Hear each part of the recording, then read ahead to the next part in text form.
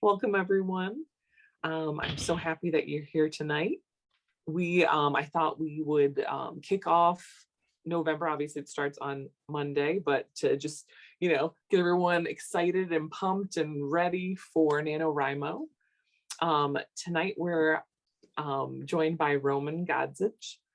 He's the VP of Content and User Experience for a major online travel company, where he manages a group of travel writers.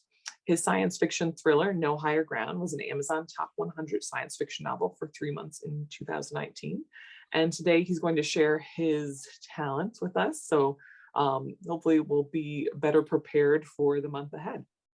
We're also joined by Rekha, who is the head of Fairfield County Writers Group. And she's going to take over in a minute just to share some resources with you. But before we begin, I'd like to mention that programs at Darien Library are made possible by the annual Friends of the Library campaign. And we thank you for support to make things like this program, as well as our collections, available to the community. And I hope everyone is excited for a fun night. Thanks. So I'm Rekha. I am head of the Fairfield County Writers Group, as she said, and I am your municipal liaison for the NaNoWriMo program. And so as municipal liaison, I have created a calendar of events for this year's NaNoWriMo programming, and it will all be virtual just to keep everybody safe. And you can find that at fairfieldcountywriters.org. So Fairfield County Writers Group, just drop the group.org, and the entire schedule is there. You can subscribe to the Google Calendar. You can find our Facebook group, and you can sign up for the newsletter there. If I haven't added that link, it will be up by tomorrow. And from there, you can find our calendar of events, and each one of those is a virtual Zoom write-in, and you will find the instructions for registering there. You will also find information if you want the NaNoWriMo sticker for participating in NaNoWriMo this year. There are instructions on how to send me a self-addressed stamped envelope, and I can get you that. And who thought we'd still be using the phrase self-addressed stamped envelope in 2021? But here we are. So if you did not participate last year, make sure you let me know that too. And I have last year's stickers I can share as well. The Zoom calendar is pretty packed. If you are a very early morning writer, this year we've got stuff for you. And if you are a weeknight evening writer, we've got stuff for you. And we've got some weekend times a little bit later in the morning. And we have our third Saturday write-in also on Zoom, and that's our group's typical meeting, and you can join us for that. So there's lots of hours.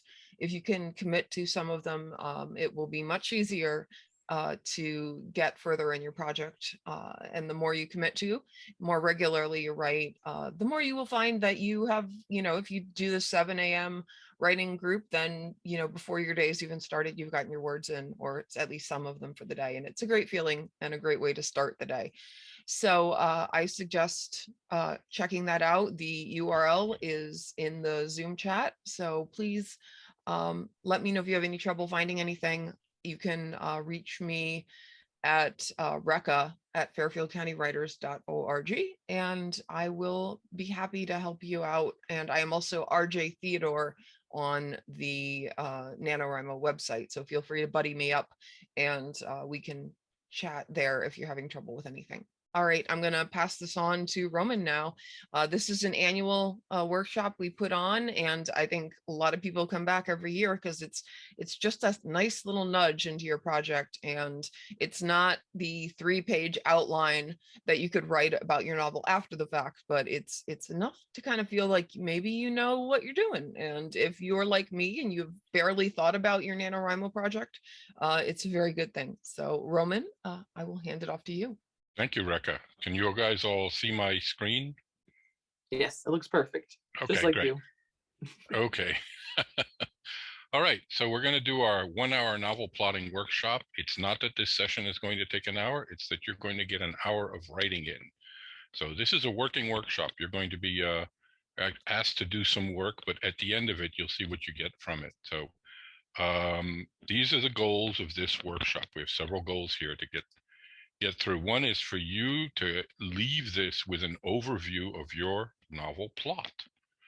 You're going to actually have one that you can refer to and that you can use as an outline as you go forward, and it should help you at least get through the beginning of it, if not through completion. Things may change while you're working on it. We all know that happens. And it's for you to feel comfortable with the 3-act structure of your story. And this workshop is based on a 3-act structure, which is a relatively classical structure. And I'll use some examples in there that I think everyone can refer to in one way or another, regardless of what you're writing. You might be writing a memoir, but you can still write a memoir in a 3-act structure in terms of that. And it's for you to get excited about writing your novel. It's for you to get that little gumption going and to make sure that you're moving ahead. So I'll be doing that for you as well. Now, the first thing to remember about writing a novel is that there are 3 rules for writing a novel. And according to Somerset Maugham, no one knows what they are in terms of that. So that was kind of an interesting statement on his part because he wrote some brilliant works. But I think he said that because he wanted to impress upon people that everyone has a different way of writing and a different way of going about it. This particular method that's in this workshop is going to walk you through a step-by-step method for creating your plot outline. And then it's going to be up to you to write, although I'll give you a couple of suggestions at the end about how to go about that. Some that I've gotten from the Fairfield County Writers Group. I've done NaNoWriMo a number of times, and my book No Higher Ground was a NaNoWriMo project that wound up getting published and did a lot better than I expected. And so that's kind of exciting to know that you can do that too, because there's nothing in there that's not available to you. All right, here's our agenda for today. So we're going to talk about characters in step 1. Then we're going to talk about the story concepts. We're going to follow that by the obstacles in the story. Then the final challenge. Then a little bit of cleanup in step 5. And then my bonus page, which is how to avoid the dreaded blank page stare. Because that's something that I think we've all encountered, and we'll talk about how to do that when we get to that part. So without further ado, each session I am going to be timing. They all have time limits, and I will make sure that I leave the page up in there with the information about what you need to do in that session. So I will be timing them, and I'll be letting you know when we're coming to the end of that particular work session. So make sure that you have something to write with or something to write on. Open your Google Doc, take out your stylus, make sure you have your little triangles aligned for your cuneiform clay tablets, if that's what you're using. Whatever it is, you keep that fuchsia crayon in your Crayola box ready, because nobody uses it for anything else. And get ready to go. Here we go. So step 1 is going to be a 10-minute exercise. And the first thing in here is we're going to start with up to 4 characters. Now, you may only have 2 characters, you may have 150 characters. In my novel, No Higher Ground, I have 27 different characters, and I write from almost all of their viewpoints at one point or another. And it was challenging, but that was the way that my brain worked to tell the story. So here we're going to want to start with a main character. As it says, you might have only 2 characters. Lots of romances are like that. So pick which one of them will be a main character, because that's important. And now for each one of these 4 characters, I want you in this 10 minutes to write down the following: their name, their age or approximate age. Sometimes they might not even know their exact age. Appearance, a phrase or a sentence that describes a significant personality or character trait, something that later on in the story, if you were to write, and then they did this, if they were to comb their hair back over their right ear, it's something that they do regularly. or smell the back of their knuckles, something that's a character trait or a personality trait, or they smirk when they don't understand something. It could be anything, but something that's a character trait for that character. And so, oops, this is the 10 minutes first part about the character. I'm going to set up my timer here. And without further ado, we're going to get going. So start writing.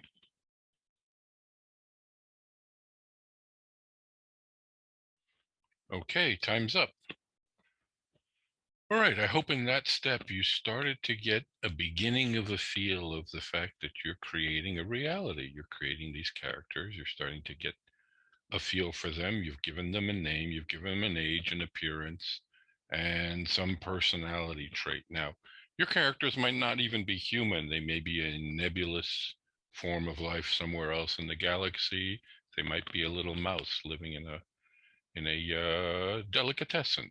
There might be any type of character, but they will all have something that has to do with this.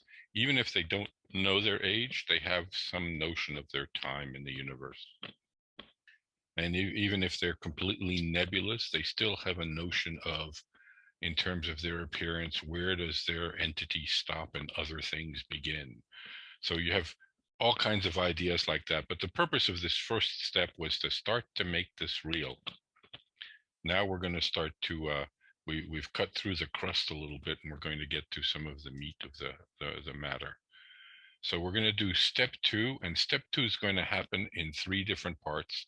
I'm going to go through all of the different parts first, and then I'll put up a page that has all 3 parts so you can refer to them in terms of that. And step 2 is going to take 15 minutes overall. So the first thing that we're going to look at is what the story questions are. And for each one of these, I want a 1-sentence answer that you're going to write down, because this will really help you when you refer back to this. So first of all, what's the inciting incident? And an inciting incident is something that gets the story started. Up until then, your characters are just like muddling along.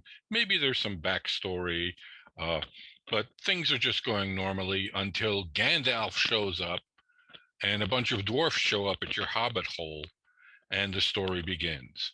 So something gets to start the story, or you're out there working the vapor mines on Tatooine, and these 2 goofy robots show up, and you're trying to figure out what's wrong with this robot, and you bought these robots to help you, and one of them has a 3D holo display of a princess. Those are starting incidences. So you're going to write, what's the inciting incident? What does the main character want or need? So I'm going to use Star Wars references because almost everyone has seen those movies. And what does Luke want or need? He wants to get off Tatooine. He wants adventure. He wants to discover who he really is because he never met his parents. And he's wondering about that. And so that's what's really driving him, is to go out in the universe and figure out who he is. How do they tend to get it? Well, Luke has no clue at first, but they always have something. And what Luke does is he jumps at the first opportunity, which actually comes up terribly by the killing of his uncle and aunt. But he has that first opportunity, so it always cuts the apron strings. And often those inciting incidents will cut the apron strings and start to clarify how they intend to get it. And then what's at stake? Something has to be at stake. What happens if they don't get it? There are novels that kind of muddle along without things really at stake, but they're very hard to follow as a reader, and they are often more literary exercises than real novels in terms of that. I know that Nabokov has written books in that vein, and some others have. Donald Barthelme in some of his short stories, they're brilliantly written, but sometimes they feel like there's nothing at stake. So what's at stake is important, because if it's not important, if it's no big deal if he doesn't get it, then the reader is going to be, well, not really interested. They're not going to hang on and find out what happened. They need a reason to find out what's going on here. Now, you don't have to have that what's at stake appear at the very beginning of the story with the inciting incident. It can appear a little bit later, but you as a writer need to know what is at stake. In the second part of this, we're going to write about the opposition. So one sentence for each of these. Who or what is opposing your main character? And there may be a lot of different things that could be opposing your main character. It could be, there are all these archetypes around this: man against society, man against nature, man against himself, man against his next door neighbor. It could be all kinds of things that are opposing, but there's something that's opposing your main character, that's an opposition. And it doesn't have to be, an antagonist, but something that's opposing them. Maybe they dream of flying and gravity's opposing them, or a way of finding a solution against gravity or something like that. They're a penguin and they want to fly. So who or what is opposing your main character? Why are they doing this? Well, gravity is just the nature of the universe, but who's opposing Luke Skywalker? In the beginning, it certainly is Darth Vader who's opposing Luke Skywalker. And why are they doing this? Because Darth Vader has his own reasons, but also because the nature of the Sith is that they always come in pairs, and the student eventually overcomes the master, and Darth Vader's working on that model. And then in the third part, we're going to talk about the conflict types. So I want you to choose one or more and describe in one sentence which conflict are we using. So the inner conflict, the force of nature, as I said, man against the universe, or other people, man against society, in terms of that. So this is what we're going to choose and describe in one sentence which of these conflicts you're using and how it's going to manifest itself. So here we are, all the 3 parts for this 15-minute segment. Does anybody need a break or no? No, not yet. We're going to get started then. I'm setting the clock, and here we go.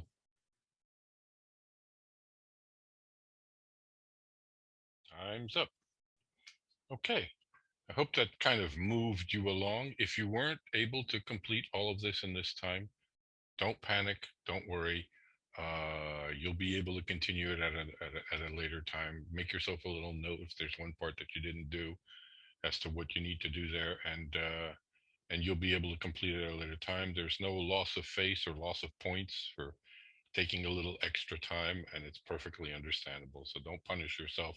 There's lots of other reasons to punish yourself as a writer. This shouldn't be one of them.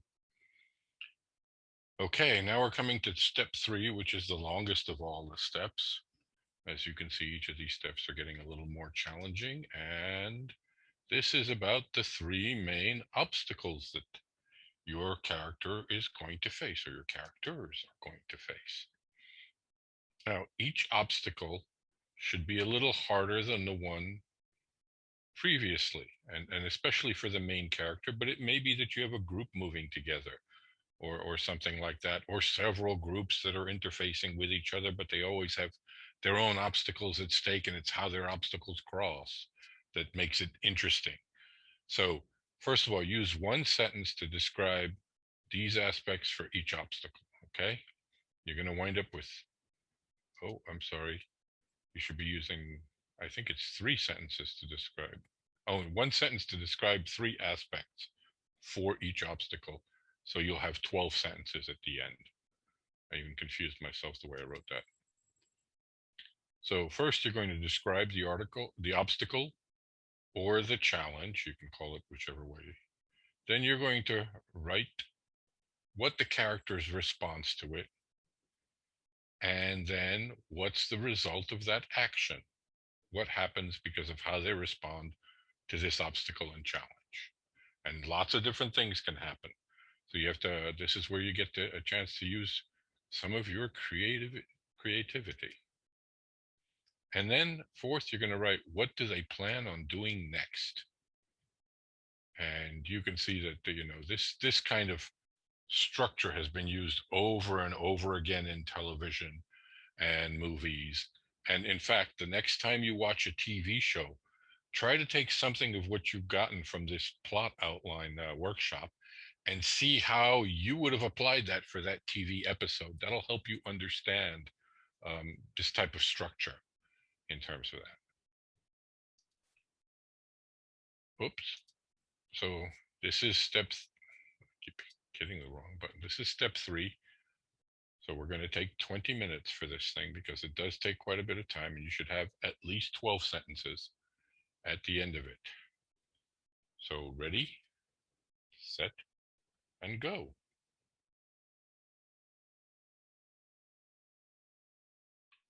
Okay, I hope you all had enough time to do that. If you didn't, like I said, you can always come back to it later. We're going to move on to the next step, says the end.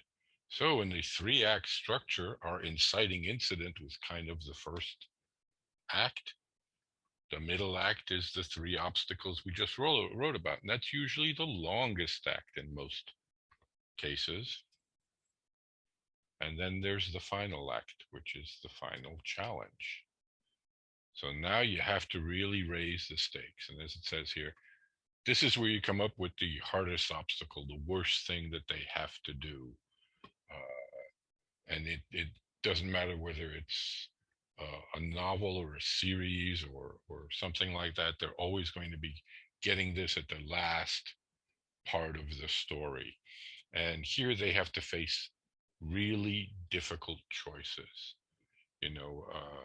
Is Frodo strong enough to throw the ring into the volcano in Mordor? And luckily he has Sam to help him with courage, and a very unintelligent Gollum who inadvertently helps Frodo. But this is where they're coming face to face with the thing that they really didn't want to face, but that they really need to face in order to get either to get what they want or to grow in some way, or to learn that that really wasn't what they wanted, but they got something that they needed in terms of that. So we're going to have to write 1 sentence for each of the following. What is the nature of this obstacle or challenge? Remember, we wrote those 3 before, so you should know how to do this. What's at stake? Going back to what's at stake.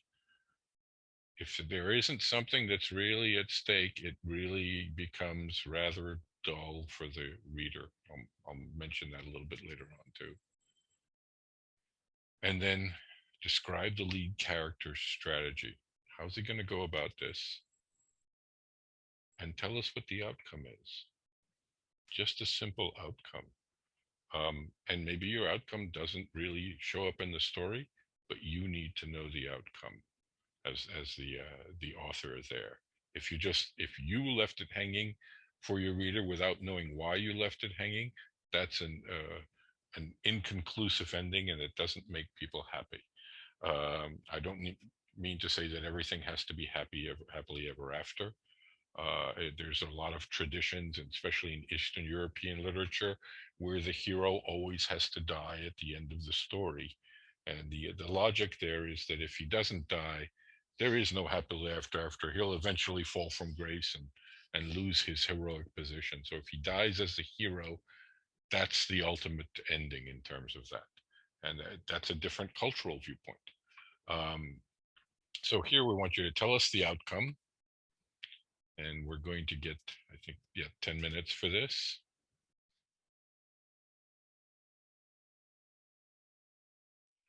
All right, I'm going to move on to the next step, which is going to be a 5-minute step, and it's going to be taking a deep breath, reading through what you've written so far, and then clean up anything that looks incomplete. And then you can add a sentence or 2 if you wish. But before you do that, there's a couple of things that I wanted to touch on that will help you come across. So we started with our characters, and we also talked about an opposition. It might be an antagonist, but you wanted to define them as characters as well. A couple of things to think about characters when you're writing about characters. is that characters are what they do.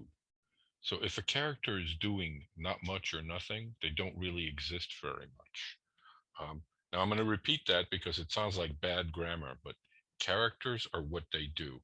And it's us as humans are hardwired to tell stories about people based on what they do. So imagine you're at a wedding, you don't know most of the people at the wedding, it's the reception, and you see different people standing in different parts of the crowd. And you see one guy there, and he's drinking. He's on his second drink before anybody has even before others have even gotten there first, and he's loud, and you hear him say some rude things, and you start to make assumptions about him. You start to tell yourself a story about this person based on the things that they're doing. And then you look over to the buffet line, and over at the buffet, there's a woman who's standing there, and you notice that she's quietly pocketing silverware into her pocketbook as she goes along, grabbing things to put into her plate. And you make assumptions about her, and you're telling yourself stories about her. Then you turn in another direction, and there's a couple there. You see them just meet, and within 10 seconds, they're talking close to each other. She has her hand on his chest, he has his hand across her lower back. You're telling yourself stories about them right away. You're making assumptions about them because you judge characters from what they do. What people do tell you about characters. Now, you might say, what about what they say?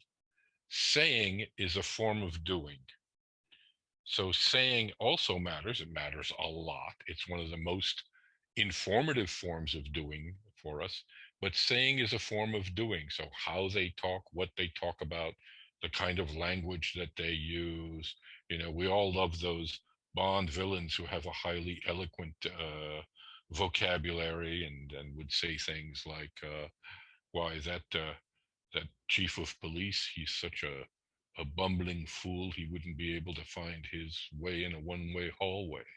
You know, although you can have ones who don't use that type of vocabulary but still use a colorful vocabulary. You could have a wisecracking villain who says things like, the chief of police, he couldn't find his own rear end with both hands and a rear view mirror, you know, or something like that. So you can do that in lots of different ways. Those things are actually doing through talking, is what they are, is my note on characters. The other thing that I wanted to talk about as we come to wrapping this up, and before I talk about how to get rid of that blank page there, is that readers, as they're reading your work, are going to be asking three questions all the time. They're going to constantly be asking these three questions as they read it. And the first question is, who cares? I don't care. And this is where the stakes become important. But you don't have to start with like the stakes immediately. They can come into it if what you're writing early on interests them enough and piques their interest and keeps them caring. So you could start, you know, for example, let's say you start a story with the ice froze overnight over the gentle layer of the ice froze overnight over the gentle layer of snow, and but Shirley in her bunny slippers trudged across the yard like a soldier marching through a giant bowl of creme brulee. She got to the mailbox, still nothing. Now, with just a few sentences, you're already piquing the author's interest. They're starting to care because they're wondering, why the hell is she going to the snow, to the mailbox like this, and they're starting to learn things about your character that you've described, as well as the way that you might describe poetically the environment, which is another reason that they'll care, because they want to read something that they find pretty or enjoyable or funny. In terms of that, you're stirring emotions with them. So those are things that you want to use to answer the who cares question. You've got to use them all the time. This keeps your writing from becoming dry and dull. The next question they ask is, are you kidding? Nobody would ever do that. Nobody would ever try that. I can't believe this. The are you kidding question is terrible. That's what happens if you use things like deus ex machina, or suddenly something appears by itself for no reason at all. And you can do that in some cases, but you have to make sure that it really fits into the story so tightly when it's like, except it's something that's raising the stakes. and that it's a plausible thing that could happen in terms of that. If it starts to become just wildly out of there for no reason, they're going to be like, forget this. This guy doesn't know what he's talking about. And then the last question is, what the fudge? It's WTF, which doesn't stand for Wednesday, Thursday, Friday. It's what the fudge in the clean version here. And what that is like, I can't make heads or tails out of this. I don't know who's talking. I don't know what's happening. I don't know where this is happening. What's the sequence? Is this even a language I can read? It's when they start to get lost in the story and they can't follow along with how the story is telling. Now, if during the writing, and this may be even during the editing, and remember for NaNoWriMo, you should take your inner editor, duct tape them, and put them in the closet until you've got your 50,000 words down, because they're not going to help in the early part. But that whole part of, what the fudge means that you just got to make sure that it's readable, that they can follow along, that it makes sense. And there are a lot of other tricks and tools for them. And I'm sure that the Darien Library has all kinds of resources to help you with that. So our little bonus, avoiding the dreaded blank page stare. And that's the blank page stare. The term comes from back when people used manual typewriters or electric typewriters and were still typing on paper. But the page may be a page in a Word doc or a Google Doc or whatever, or a Scrivener page. If it's a blank page and you're just starting on it, it's a terrible feeling. So here's a couple of ways to help you with that. And one of the keys is to separate your story brainstorming and the story writing. So you brainstorm at one time, and then from that brainstorm, you create yourself mini outlines of what's going to happen in the next 1, 2, 3 chapters. And then you sit and you write that out. So before you write any chapter, write a 3 to 5 sentence synopsis of what's going to happen in the chapter, including where it starts, who's there, what happens, and how does the chapter end. Write that in a little, 3, 5 sentences, and then you can start writing the chapter. But do this for at least like 3 chapters ahead. It will help you it'll help drive your story in terms of that. And even when you start with your first page, do this for the first 3 or 4 chapters of your novel first. Now you may have very, very long chapters. I have a tendency to write in short, quick chapters. No Higher Ground has 110 chapters in it for a 360 page novel. So it's got a lot of little chapters in it. But even if you only have 4 chapters in your book, have an idea what starts, who's in there, how it develops, what it ends with. And the reason that this works is when you sit down to write, you've got goals in front of you and you kind of have directions. The plot that you've just put together, or the plot outline really, that you put together, is really a loose thing that can help you. But you can use it in these chapters. Let's say, you're going to have to write starting with the opening incident if you're going to write sequentially. You don't have to write sequentially, but you have to put the story together at some point sequentially. And you're going to then write, what are those 3 challenges that we talked about, and what's the final challenge? And you're going to have to like define, how do you get there within all of these chapters as you write. And so if you do that, you have clear goals of what you're going to write about, instead of just a blank page when you sit to write. And another practice, which is great, and I got this from some of the colleagues at the Fairfield County Writers Group, is never stop your day's writing at the end of a chapter. Oh, that way you always come back to a chapter that's in progress. So if you have let's say a chapter that's going to be 12 pages that you're writing today, stop on page 10, because you'll come back the next day, you'll be really in the chapter, you'll know the story, you say, okay, this is how this chapter finishes, because you had your little notes before, and then you can finish that. And then as you finish that chapter, you'll be able to move on to the next chapter, because now you're in a writing flow. And part of it is being in that flow and getting yourself in that flow. So doing this there's a little tricks that help you manage yourself in terms of this work. And with that, I'd like to tell you, you can do this. You can do NaNoWriMo. Thousands of people do. If you have a bad day, just say, I had a bad day yesterday, but I had good days before, and I'll have good days again, and just pick up the next day and continue. This happens to everyone, where one day's worse than another, and you'll have these days that feel miraculous and where you feel just wonderful.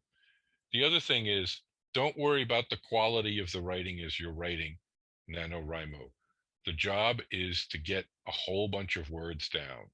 You can't edit nothing. You have to write that first draft. And as someone once wisely said, all the first drafts suck.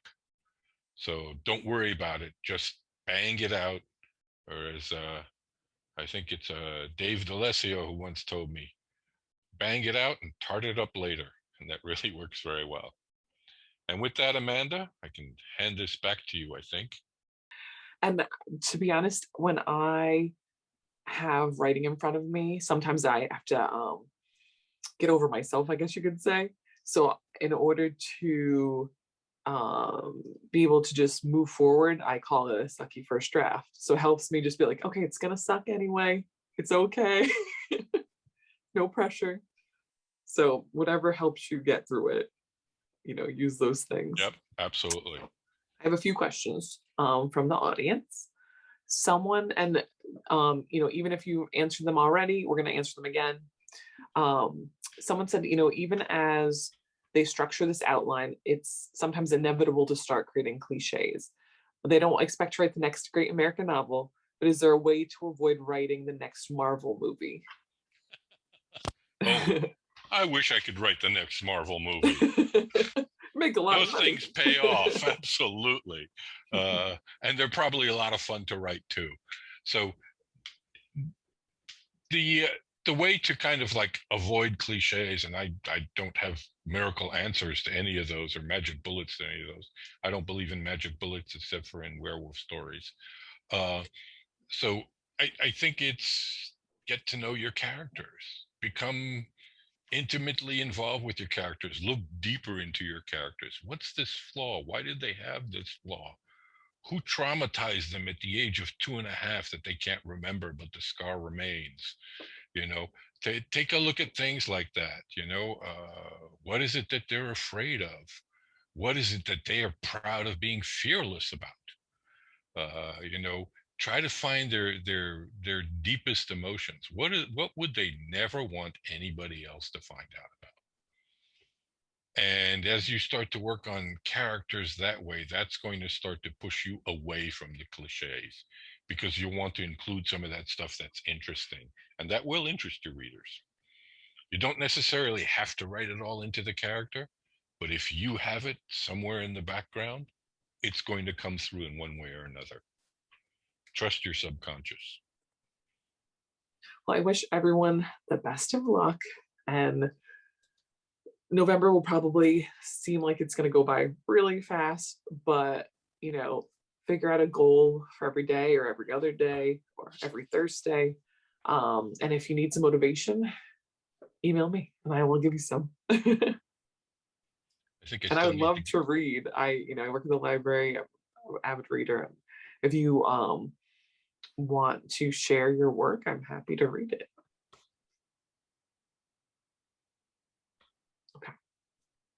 Okay, Roman, thank you so much. This has been wonderful. All right, I hope you find it useful. I'd love to see those word counts.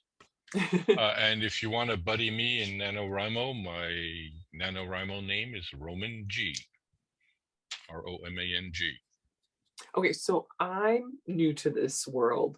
What does that mean, and how do we find your name? If you go to NaNoWriMo.org, okay, and you sign up and you declare what your novel's going to be, you can. I declare. You can go there and every day update your word count and follow your word count. It's kind of a cute thing to do, and it's motivational. And you can buddy with people and see their word counts and compare and chat. Oh, I like that. It's a great way for writers to not be writing, but to discuss with other writers. Writing certainly is in many ways lonely work, and speaking with others who sympathize seems to help, or at least empathize, if not sympathize. That's wonderful. Okay, now I get it. So good luck with your word counts, everyone. Godspeed. Have a good time with it. Thank you. Bye. Good night. Bye.